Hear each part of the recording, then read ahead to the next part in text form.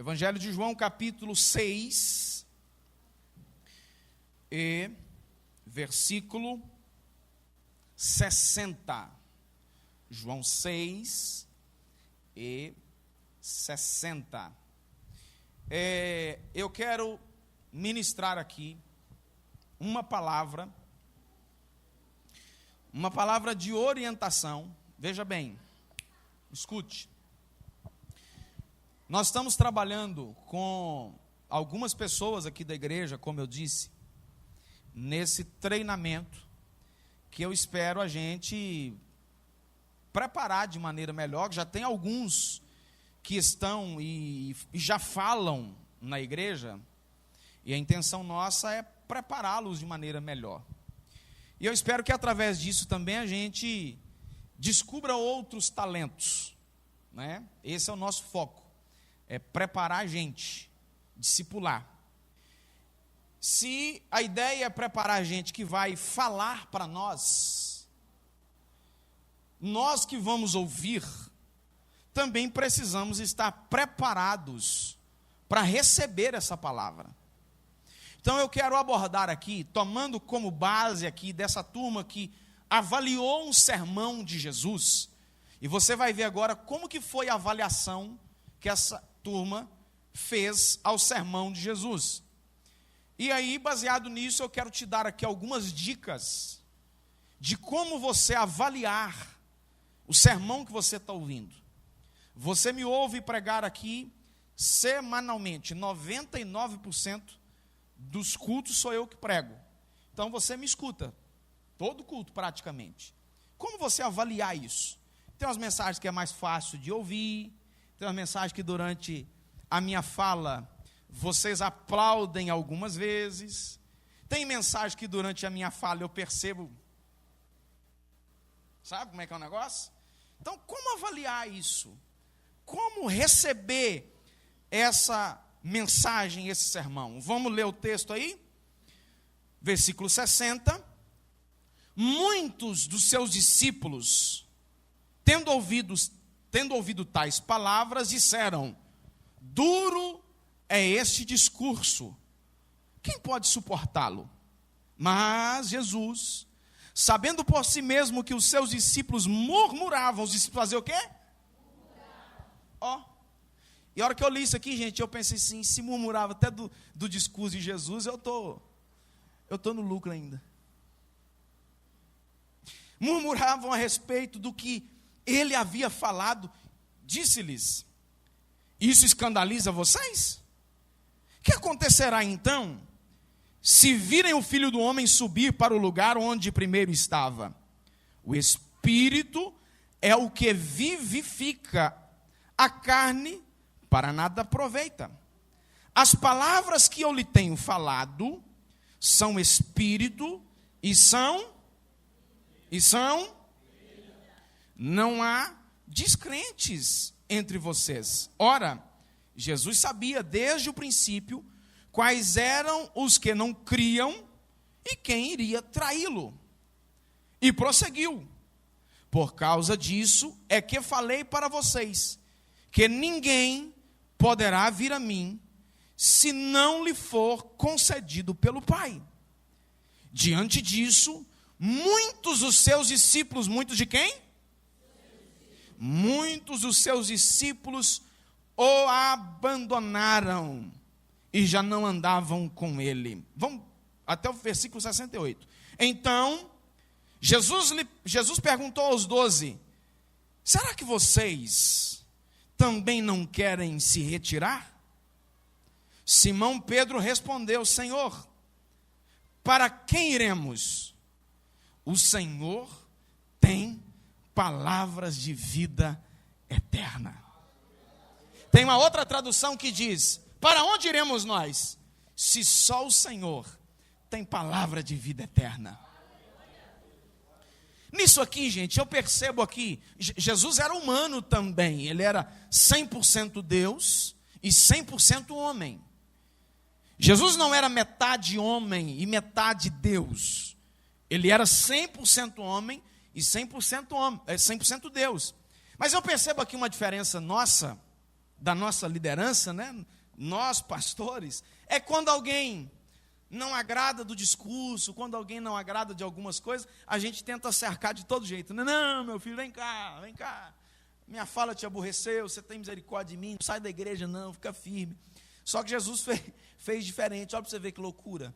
Quando ele percebeu que a turma estava dando no pé, Jesus olhou para os 12, porque os discípulos que estavam caindo fora, não era nenhum dos 12. Era dos discípulos, mas era alguém um pouco mais distante. Quando você lê Lucas capítulo de número 10, você vai ver que para uma missão que Jesus deu, ele enviou 70 discípulos. Então, Jesus não tinha só 12, ele tinha 12 que caminhavam mais perto. Dos 12, tinha 3 ou 4 que caminhavam mais perto. Desses 3, tinha um. E aí, quando ele percebeu que tinha uma turma indo embora, Jesus falou para os 12 assim: e vocês? Não quer ir também não? Ô, gente, falando aqui, bem no popular, para você entender,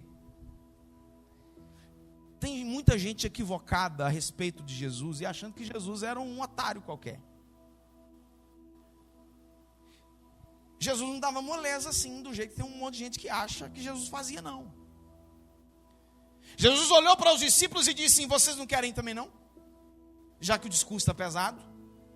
Pedro, aqui acertadamente, ele deu uma palavra extraordinária, e ele falou pelos 12 aqui. Pedro disse: para onde iremos nós, se só o Senhor tem palavra de vida eterna? Aleluia.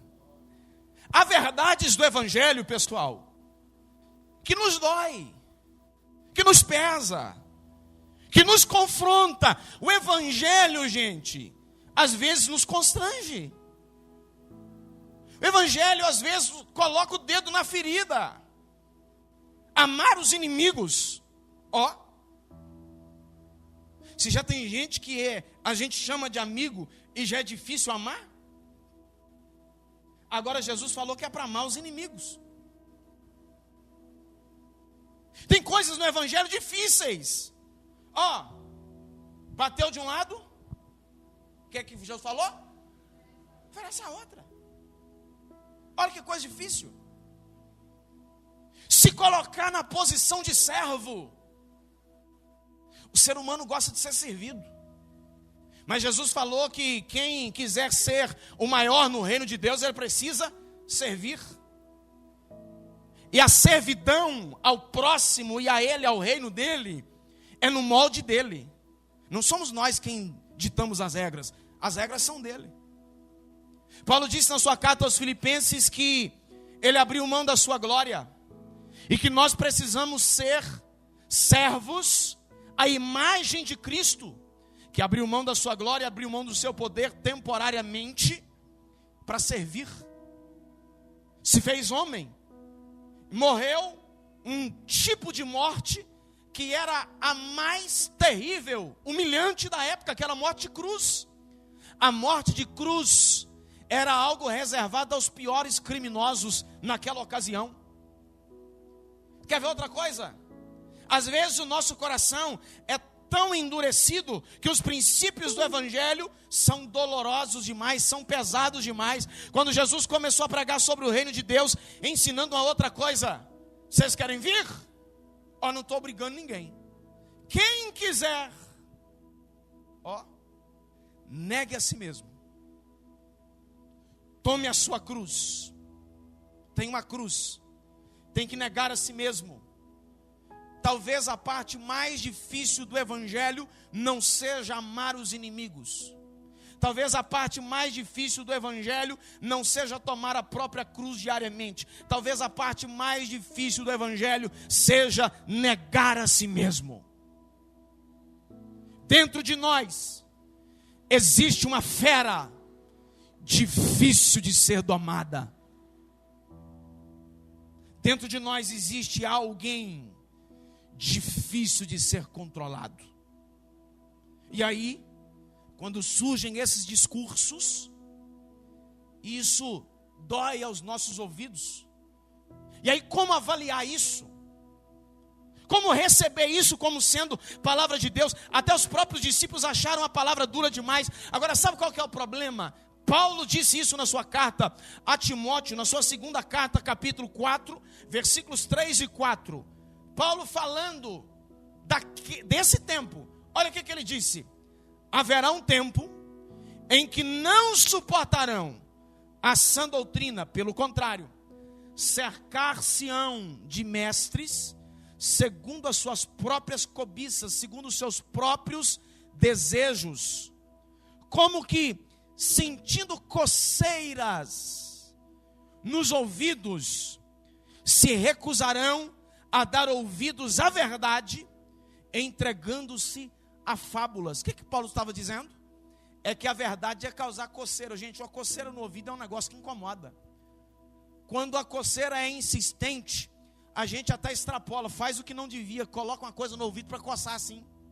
Que acha na frente um grampo de cabelo, uma tampa de caneta e faz qualquer coisa. Não é certo, mas é porque incomoda. E a gente assume o risco, porque a coceira incomoda. Paulo estava dizendo que a palavra da verdade, a palavra do evangelho, iria causar um incômodo tão grande, a ponto das pessoas procurarem mestres que iriam falar para essas pessoas apenas aquilo que elas gostariam de ouvir. Os ouvintes de Paulo, ou que Paulo descreve, não avaliam o sermão simplesmente a não ser por uma outra coisa, a não ser pelo termômetro do seu próprio prazer. Se me agrada, está bom. Se desagrada, não está bom. Sabe o que isso parece? Ontem alguém falou disso comigo, eu não sei quem que foi. Que isso aqui parece com... Já viu aqueles programas de TV? Que faz lá os realities. E coloca lá, seja alguém para apresentar um talento para dança, alguém para o canto. Eu e a Lena vamos nos inscrever no próximo reality desse para cantar. E aí é o seguinte, o reality show lá para culinária. E aí coloca umas celebridades para fazer as avaliações dos calouros. E as respostas são as mais ácidas possíveis. As respostas são terríveis. Julgamentos, sarcasmo.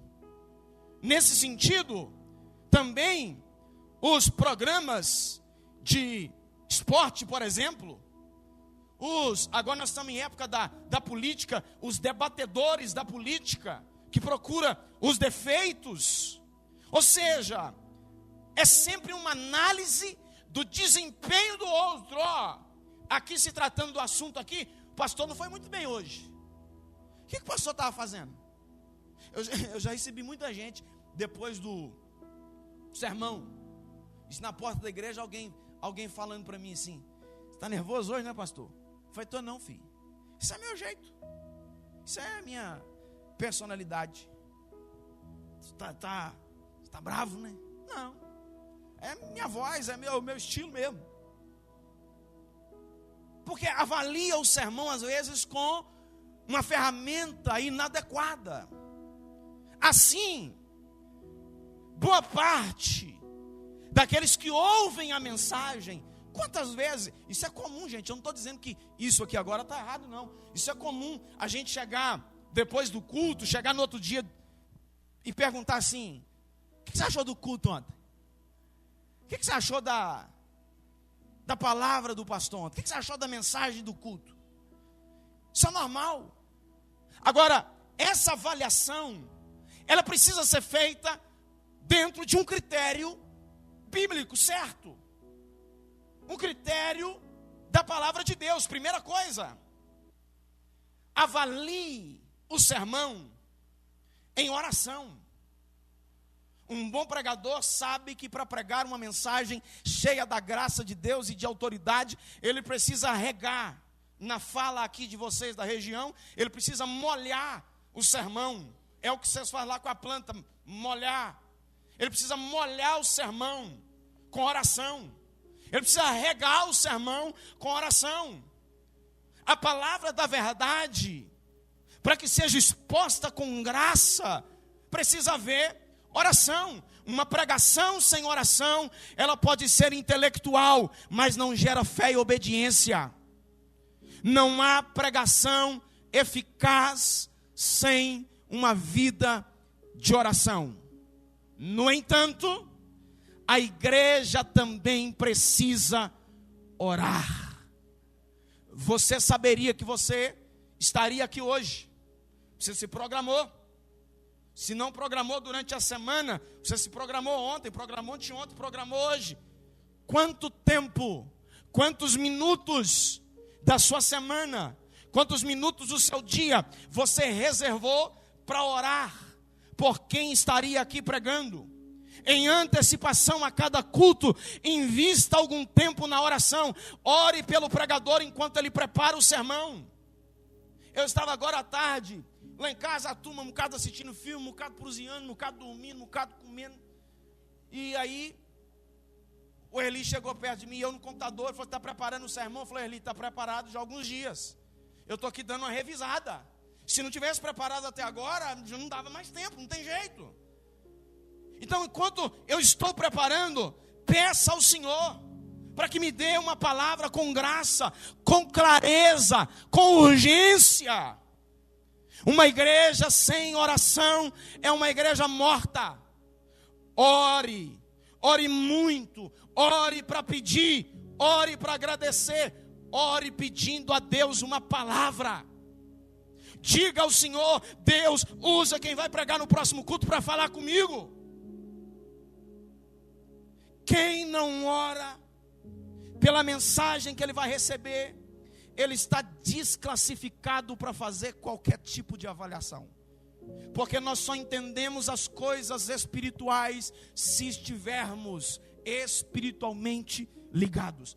Olha a fala de Paulo aqui. Paulo, hein, gente? Quem sou eu perto de Paulo? Efésios 6, 18, 19 e 20. Olha o que Paulo disse. Orem no Espírito, em todas as ocasiões, com toda oração e... Sabe o que é aqui, gente? Oração é essa que você faz assim, digamos, de maneira mais um tom natural. Súplicas aqui já exige quem me ouve diz amém. Súplicas aqui já envolve um tom de voz a mais. Já envolve ser mais incisivo. Já envolve ser mais firme. Orando com toda oração e súplica, tendo em mente, estejam atentos e perseverem na oração por todos os santos. Orem também por mim, para que quando eu falar, sejam-me dada a mensagem, a fim de que destemidamente torne conhecido o mistério do Evangelho, pelo qual sou embaixador preso em correntes.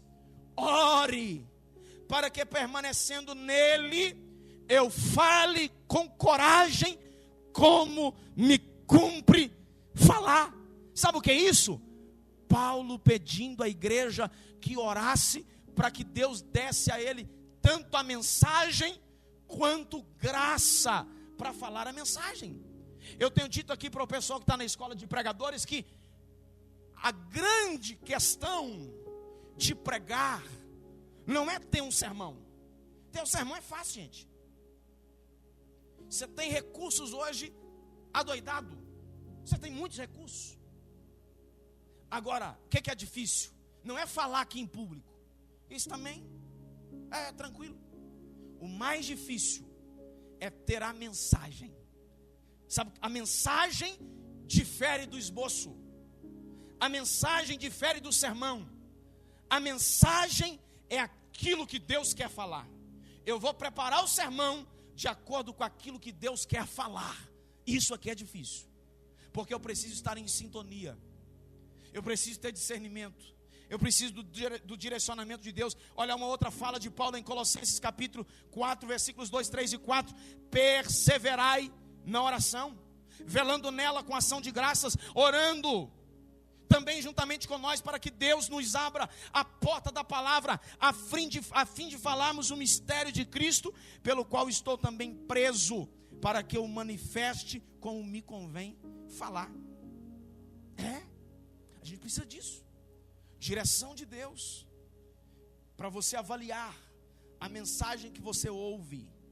Não importa quem está pregando, não importa quem está falando, e eu não estou menosprezando aqui quem vai falar, mas é o seguinte: além da pessoa que está falando, existe uma mensagem que Deus quer falar conosco, e nós só vamos compreender isso corretamente se nós avaliarmos isso através de uma vida de oração. Segunda coisa, avalie buscando entendimento. Espera aí, ei, avalie entendendo.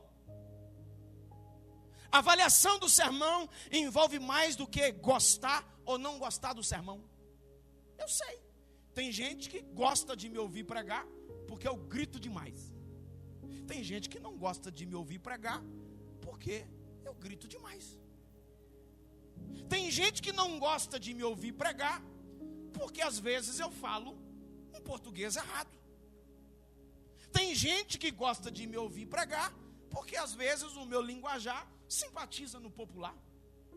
Mas é mais do que isso.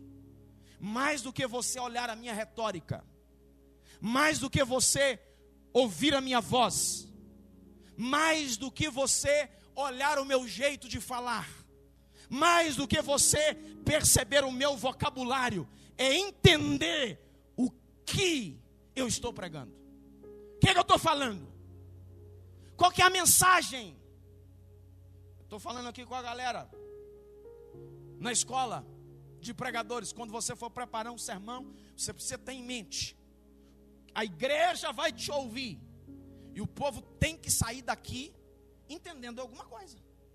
Gente, eu sou também pentecostal até o tutano. Eu creio nos dons espirituais para hoje. Eu creio que Jesus opera milagres. Eu creio que Jesus batiza com o Espírito Santo. Eu creio nisso tudo. Até o último final, o último fio de cabelo da minha cabeça é pentecostal. Agora é o seguinte: nós estamos aqui nesse negócio de que a gente quer sentir, não é? Eu quero sentir. Se você sai do culto sem ter arrepiado, sem ter chorado, parece que o culto não foi bom. Além do sentir, eu quero saber o seguinte: você entendeu a mensagem? Você entendeu o que Deus quer falar com você? Você saiu daqui com uma proposta de uma mudança de vida. Avalie buscando entendimento. Ao ouvir, identifique os pontos principais. O que eu estou falando aqui?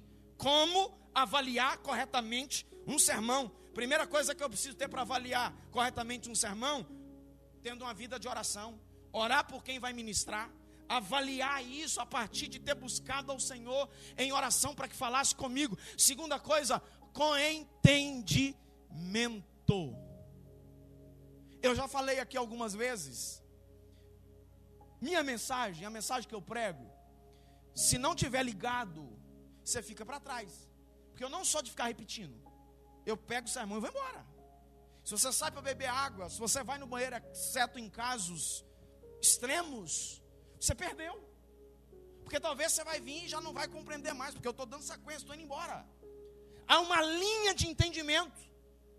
E o Senhor trabalha naquilo que nós compreendemos. Fala comigo: o Espírito Santo, Ele trabalha em mim a partir daquilo que eu compreendo. Meu filho, se você está aqui e não compreender a mensagem, não adianta, o Espírito Santo não vai fazer você adivinhar. O Espírito Santo trabalha em nós naquilo que eu sei, naquilo que eu compreendo. É aqui que está: o Espírito Santo vos fará lembrar. É o que diz o texto. Então você precisa avaliar com entendimento. Qual que é a linha de pensamento aqui? O que o pastor está querendo ensinar? Olha o que diz o texto de Romanos capítulo 12, versículo 2. Não vos conformeis a este mundo, mas transformai-vos pela renovação da vossa. Transformai pela renovação da vossa. A palavra renovação da nossa mente aqui no grego, na língua original, quando Paulo estava escrevendo, ele falou aqui, transformai-vos pela renovação da vossa mente. Olha, deixem que Deus metanoia, foi a palavra que ele usou. Renovação da mente. Estava vindo para a igreja agora, eu, a Bianca e o meu pai, e a gente falava disso. Toda mudança começa aqui, ó, na nossa mente. Eu preciso compreender. Eu preciso ter entendimento. Renovar a nossa mente é conhecer coisas novas, que não se descobre pela razão, mas pelo Espírito. Essa renovação, olhe para mim, é assumir aspectos de reforma. É uma mudança. Não é uma mera transformação do intelecto. Não, é uma mudança de vida. Quando Paulo falou isso, ele tinha uma ideia aqui de combater uma seita que surgiu naquela época dentro, ou uma heresia, proveniente mesmo de uma seita, que surgiu dentro da igreja primitiva naquela época, que eram chamados gnósticos. Os gnósticos que tinham essa ideia de que o sentir é mais valioso do que entender. Para eles, sentir é mais importante do que entender. Você percebe que isso ainda é muito comum, ainda hoje? Você percebe que na cabeça de muita gente, quanto maior for o mistério do culto, mais espiritual ele é. Eu creio na atualidade dos dons espirituais. A nossa igreja é uma igreja batista em renovação espiritual. Nós cremos nos dons espirituais, inclusive no dom de línguas. A não ser que seja um momento específico para isso. Se começa agora aqui 5, 6, 10, eu falando aqui, e 10 falando em línguas diferentes aí agora. Final da história, meu filho, ninguém vai entender nada. Não sabe se presta atenção em mim, se presta atenção no outro. Então, o que os gnósticos diziam é que o sentir é melhor do que o entender. E aí Paulo escreveu aos irmãos em Corinto dizendo: olha, acerca dos dons espirituais eu não quero que vocês sejam ignorantes. Vocês precisam conhecer. Você precisa conhecer, você precisa saber. Então, nós precisamos avaliar com entendimento. Avalie com entendimento. Terceira coisa, avalie com critérios e não com crítica. Gente, devemos avaliar um sermão. Quem me ouve diz amém. Quem está acordado também diz amém. Quem está dormindo, desperta em nome de Jesus. Devemos avaliar um sermão com critérios, ou seja, com ferramentas adequadas. Qual que é a ferramenta certa, gente, para você avaliar o que eu prego aqui, ó? Palavra de Deus. Não é o que eu acho, não é o que eu cismo.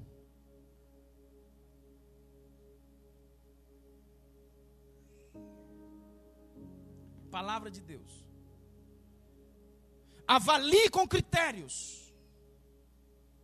Durante uma das jornadas missionárias de Paulo, ele e Silas entraram numa cidade chamada Bereia, uma cidade chamada... Lá, os bereanos, diz o texto, olha o que diz, Atos 17, 11. Acerca deles é dito que eram mais nobres que os de Tessalônica, pois receberam a palavra com vívido interesse. Ó, gente, espera aí. Receberam a palavra com vívido interesse. A turma queria ouvir a palavra. A turma estava atenta. A turma estava prestando atenção. E eles faziam mais, examinando as escrituras todos os dias, para ver se as coisas eram de fato assim. Examinando as... Eu não sei se colocar esse texto aqui está gerando isso, mas nós temos aqui na igreja uma turma que não carrega a Bíblia. Eu não sei se é porque sabe que o texto vai aparecer ali. Deixa eu falar um negócio. Eu já disse aqui algumas vezes, de maneira assim, bem mais tranquila do que eu vou falar agora. Eu, se fosse você, tinha vergonha de vir para a igreja e não carregar a Bíblia. Há pessoas aqui na igreja, não estou falando aqui para o visitante, obviamente. Há gente que frequenta a igreja, membro da igreja, que não carrega a Bíblia para a igreja. Isso, gente, é de causar vergonha. Eu, se fosse você que se enquadra nisso aqui, teria vergonha de vir para a igreja sem uma Bíblia. Pastor, eu tenho a Bíblia no celular. Eu também tenho. Algumas versões, inclusive. Mas eu penso, ainda, nós precisamos carregar isso aqui, ó. Nós precisamos saber onde está. Eu dei para você a referência bíblica, você já tem que saber. Você tem quantos anos você está na igreja? 5 anos? Eu acho que alguém que está na igreja, você aqui misericordioso, alguém que está na igreja de 5 anos para frente, ele tem por obrigação cristã de, ao ouvir uma referência bíblica, abra sua Bíblia em tal, mesmo que você não sabe onde está de fato, mas você tem que saber no mínimo se está no Antigo ou no Novo Testamento. Não tem condição. É Bíblia, gente. Você tem que ler Bíblia. Avaliar com critérios. E o critério é a palavra de Deus. Como é que eu digo que amo ao Senhor e não examino a sua palavra? Não quero carregar a Bíblia, não gosto da Bíblia, não leio a Bíblia. Um sermão não deve ser avaliado com espírito de crítica. O criticismo é uma doutrina filosófica que quase sempre analisa de maneira depreciativa, procurando erros. Qual que é o erro? O pastor falou muito errado português hoje, né? Pois é. Nós vai, nós fica, nós desce, nós sobe. Pois é. Mas, além dessa mensagem aí, eu não estou dizendo aqui que a gente tem que fazer isso relaxadamente. Não é isso não. Eu procuro o máximo ser polido nisso aqui, falando simples, mas falar corretamente, mas às vezes escapa. E aí? Eu primeiro que eu não sou também, não tenho formação em letras. Né? Não sou nenhuma. Cadê a turma? Tem uma turma aqui que é fã da Cíntia Chagas. Pois é. Coitado de mim. Mas você vai avaliar o sermão além disso. Acima disso aí. O critério para avaliar um sermão não é língua portuguesa. Embora quem tenha um conhecimento bom, quando você ouve alguém falar, nós fica, nós vai, nós desce, nós sobe, nós volta para trás, isso dói os ouvidos. Mas isso não é a ferramenta para avaliar um sermão. A ferramenta para avaliar o sermão é a palavra de Deus. Bíblia. O que eu estou falando aqui, eu posso estar falando errado, o português errado. Mas, se o que eu estou falando aqui é da palavra de Deus, não fere as escrituras, receba essa palavra, porque é a palavra de Deus para o seu coração. O criticismo comum em nosso meio, ele visa desmerecer o mensageiro, acentuando as suas fraquezas, as suas falhas, analisando, como eu disse, a gramática, os hábitos nervosos. Tem gente que vai falar de 2 em 2 minutos, e se for muito, né? De frase em frase, ele termina, né? Né? Você tem essa mania, né? Né? Né? Diminuiu? Né? Né? Você vai ouvir, você não está aqui para ouvir o né. Eu sei. Né? Então é isso. Você não vai ouvir para avaliar. A Vanus fica doida. Não é para observar a fraqueza. Não é para observar o tique nervoso. Já falaram para mim, quando eu prego, a veia do meu pescoço falta pouco explodir. Uma hora explode, gente. Fazer o quê? Não sei. E aí? Já falou que eu tombo a cabeça para um lado assim também. Porque a voz fica difícil para sair. Aí tombando assim, sai mais fácil. Mas vamos embora. Não é para ouvir com desdém. É para avaliar com critério. Os bereanos queriam conhecer a Jesus, mas não se deixaram enganar, crendo em algo que talvez não passasse de uma bela história. Oi. Não é porque é uma bela história. Não é porque a pessoa tem uma boa oratória. Não é porque fala muito bonito, que coloca as palavras certinhas no lugar. Não é porque é um pregador ético, que não altera o tom de voz, gesticula muito bem, conta uma história que te prende. Tudo isso faz parte e é importante, mas não é esse o critério que eu devo usar para avaliar corretamente um sermão. Eu devo avaliar pela palavra de Deus. Se o que está pregando é saudável, se o que está pregando está me edificando, se a palavra de Deus para o meu coração, ainda que seja difícil de ouvir. Os bereanos queriam aprender. Quarta coisa, avalie coletivamente, não pensando apenas em si. Não, essa mensagem aí não foi para mim não. Essa mensagem aí é para fulano de tal, que não veio no culto, devia estar aqui. Gente, o sermão, vou apontar aqui para você 2 direções mínimas, isso aqui, pode ter mais, sim. 2 direções da mensagem que você está recebendo. Primeira, um tratamento cirúrgico.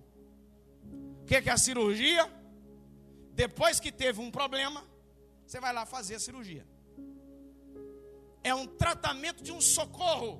Machucou, agora você vai lá limpar, passar um metiolate. Mamãe gostava de passar um metiolate na gente. Negócio bom. Hã? Pensa num trem bom, gente. Maravilha. Né? Pois é. Tinha aquela telinha, lembra da telinha? Outro trem difícil, né? E aí? O sermão serve primeiro para corrigir. É a cirurgia. Eu tenho um problema, eu tenho a doença, eu tenho o defeito, eu tenho o carrapicho, como se diz. Eu tenho essa dificuldade. Então o sermão está falando comigo. Adilson, muda. Dá um jeito. Você precisa alinhar isso aqui, ó. Você precisa largar isso aqui. Você precisa abandonar essas velhas práticas. Então é isso. O sermão é cirúrgico para consertar o que já está bagunçado. Segunda coisa, o sermão é vacina, prevenção. O problema não existe, a doença não existe, o pecado não existe, o defeito não existe, mas o sermão vem para te dar um alerta. Opa, peraí, eu não posso errar nisso, porque isso aqui está errado. O Senhor falou com Caim. Caim estava lá olhando no irmão, querendo pegar o irmão, acabar com a vida do irmão. Deus se dirigiu a Caim e falou: rapaz, o pecado está rodeando aqui, o pecado está na sua porta, você precisa dominar o seu pecado. O que é que Deus estava falando com ele? Uma vacina de prevenção. O Senhor estava prevenindo, ó, o erro está aí, ó. O salmista falou do laço do passarinheiro. O laço estava armado, mas o Senhor me livrou. Uma vacina. Então é para isso. Avalie pensando coletivamente. Atualmente, o individualismo se tornou um pensamento quase que padrão. E aí é o seguinte, gente. Aqui, eu já fui pregador itinerante e eu sei. Eu tive uma fase da minha vida, longos anos aí, que eu era pregador itinerante. Eu atendia mais de 200 igrejas por ano. Cada dia eu estava numa igreja diferente. E aí, o pregador que vem, prega aqui, pega a Bíblia dele depois do culto, entra no carro e vaza fora, é diferente. Esse cara chegou aqui na hora do culto, não conhece ninguém, não tem problema, não sabe de problema de ninguém, não sabe de vida de ninguém. Ele prega a mensagem e vai embora. Agora para mim que estou aqui todo dia, conheço todo mundo. Te falar um negócio aqui, meu filho. O sermão, quem está do lado de cá para pregar, ele não pode usar o altar para ficar jogando indireta para os outros. E aí é o seguinte, quem me ouve diz amém. Para eu te dar aqui uma instrução. Aqui na igreja, nós temos aqui umas 120, 130 pessoas que frequentam a igreja. Se viesse todo mundo no mesmo culto, uma glória a Deus que essas cadeiras aqui estariam todas ocupadas. Mas um aparece de 15 dias, outro vem de 30 em 30 dias, outro vem menos um pouquinho, outro só vem no domingo, tranquilo, não é a questão. O que eu estou dizendo é o seguinte: entre 120, 130 pessoas, vai ter gente aqui com problema no casamento, vai ter gente aqui fraco na fé, vai ter gente aqui com problema de dívida, vai ter gente aqui que falou uma coisa para o outro e o outro ficou aborrecido. Vai ter gente aqui, pessoal, com um número desse de pessoas aqui, vão ter problemas aqui dos mais diversos. Afinal de contas, nós somos gente. Fala comigo em alta voz: eu sou gente. Pronto. Agora é o seguinte: você nunca me viu e você não vai me ver chegar aqui no altar da igreja e dizer assim: eu recebi uma pessoa no gabinete com esse, aquele e aquele outro problema, estava desse jeito, daquele outro jeito, mesmo sem falar o nome da pessoa. A cidade é pequena, gente, todo mundo conhece todo mundo. Se eu falar que eu recebi alguém desse jeito aqui, eu vou estar entregando o problema dos outros. Agora é o seguinte, olhe para mim, vai ter gente com problemas os mais diversos. Se eu for olhar gente que está com problema na família, aí então eu não vou pregar sobre família. Gente que está com problema com dívida, então eu não posso pregar também sobre pagar dívida. Gente que está com problema porque ficou mal do outro, então também não posso pregar isso aí. Eu vou pregar o que no final da história? Então é o seguinte: quando eu ministro, você vai me ouvir com essa ideia coletiva. Eu recebo, por exemplo, alguém no gabinete que diz para mim: pastor, eu estou fraco, não estou conseguindo caminhar direito. A minha receita para essa pessoa não vai ser outra a não ser dizer assim: você precisa orar, você precisa ler a Bíblia, você precisa jejuar, você precisa congregar. Eu falo isso para a pessoa lá no gabinete. Se eu chego aqui 1 ou 2 cultos depois, seja o que for, e eu falar aqui: irmãos, nós estamos precisando orar, nós estamos precisando ler a Bíblia. Não é que eu falar isso aqui, eu estou usando isso aqui para jogar indireta para você. É a receita para todo mundo. E aí eu preciso avaliar o seguinte: se é o problema seu, você está fraco espiritualmente, a mensagem é: ore, busque a Deus, jejue, congregue, leia a Bíblia. Essa mensagem é para você. Você vai estar ouvindo a segunda vez, você já ouviu no gabinete, vai ouvir a segunda vez agora. E por certo tem mais gente na igreja assim. Então não avalie só pensando em você. Isso aí o pastor falou, foi para mim. Ele está entregando o que eu falei com ele. Está me expondo. Pensa no coletivo. Nunca deveríamos menosprezar, e eu caminho para fechar, a natureza coletiva da congregação. Porque é o seguinte: quando o Erli diz, o Erli vai embora agora depois do culto, porque tem que fazer um exame de vista amanhã. Você vai, por que você não manda só o seu olho na frente? Manda o olho sozinho. Não vai, você tem que ir com ele, não tem? Pois é, você deu um problema, uma situação, você precisa de uma consulta lá no pé. Você não consegue mandar o pé sozinho, mas não é o pé que anda? Você não manda o pé sozinho? Todo o restante do corpo vai junto. Então nós precisamos ter essa ideia de coletividade. E o detalhe é o seguinte: as máquinas usadas para fazer um exame de vista não são as mesmas usadas para fazer um exame no estômago. Não é o mesmo tipo de máquina. A máquina usada para fazer um exame na cabeça não é a mesma máquina que usa para fazer um exame no pé. Cada parte do corpo precisa de um tratamento adequado. Talvez a parte mais sensível do nosso corpo seja os nossos olhos. Determinada parte do corpo, você pega, você esfrega uma bucha, você limpa a ferida. Mas o olho não, o olho é diferente. O olho você vai com cuidado. O olho você vai com cautela, exige uma prudência. Mas faz parte do corpo. Citando aqui um outro texto, olha o que Paulo disse, e aqui eu fecho. 1 Coríntios 12, versículo 12 e o versículo 26. Porque assim como o corpo é um, e tem muitos membros, e todos os membros, muitos sendo, aliás, mesmo sendo muitos, constituem um só corpo. Olha quantos membros do corpo, seu corpo você tem. Muitos membros. São muitos membros, mas quantos corpos? Quantos corpos, gente? Um só.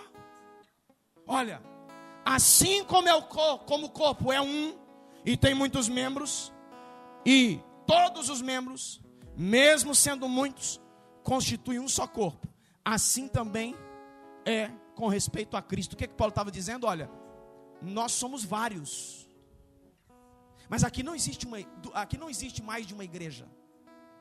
Nós somos várias pessoas, nós somos vários membros. Aqui tem um corpo de Cristo. Se tratando da igreja local, aqui tem um corpo de Cristo. Se tratando do sentido universal da igreja, cada um de nós somos membros desse corpo universal de Cristo, somando aos irmãos que estão lá no Paraguai, na Argentina, nos Estados Unidos, no Japão, no Iraque, seja onde for. Então é isso. Tenha isso em mente. Avalie a mensagem não pensando apenas em você. Outra coisa, e aí eu só vou citar e fechar. Não avalie tendo outra pessoa em mente. A era da internet colocou pra gente uma facilidade de você ouvir muitos pregadores, não é? Tem muita gente na internet aí boa, e que você deve ouvir. Ouça lá Hernandes Dias Lopes, embora alguns pontos da teologia do Hernandes seja diferente da nossa, mas é um excelente pregador. Ouça Luciano Subirá, cara bom, da prateleira de cima. Ouça Josué Brandão, cara top. Ouça Abe Uber. Ouça essa turma. Você fala inglês? Eu não falo inglês não, mas eu escuto também, põe a legenda do YouTube lá. Ouça o T.D. Jakes. Pensa num cara top. Ouça. Agora é o seguinte, quando você vir para a igreja, não imagine que será o Hernandes Dias Lopes que vai pregar aqui. Imagine que hoje sou eu. Amanhã pode ser a Márcia. Depois de amanhã a Vanúzia. Depois no outro dia a Rose. Fala amém, Rose. Pronto. Não tem outra pessoa em mente.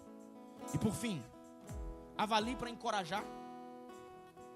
O pessoal aqui da igreja que de vez em quando prega, é comum eles virarem para mim depois e falar assim: como é que eu fui, pastor? Isso foi joia. Isso foi bênção. Foi bênção demais.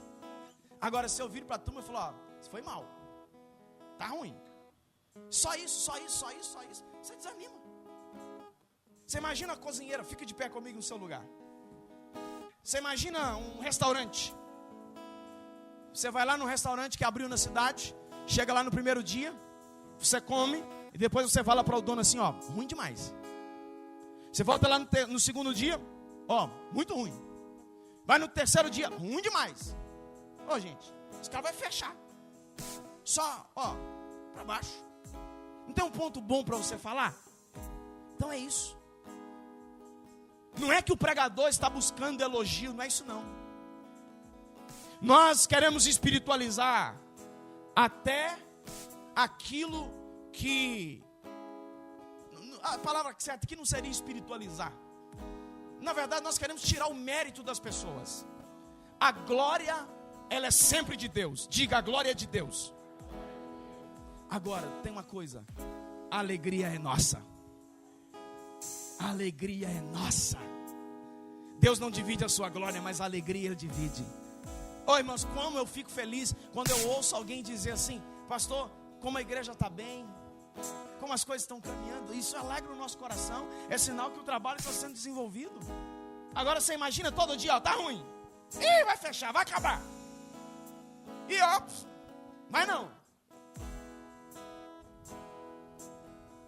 Que o Senhor nos guarde. Que o Senhor nos guarde poderosamente.